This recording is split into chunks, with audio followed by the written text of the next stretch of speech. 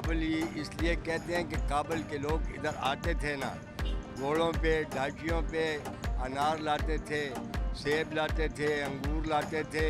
तो इसलिए इसको काबली गेट कहते थे कि ये काबली गेट अंदर जाके शहर में दाखिल हो गया है।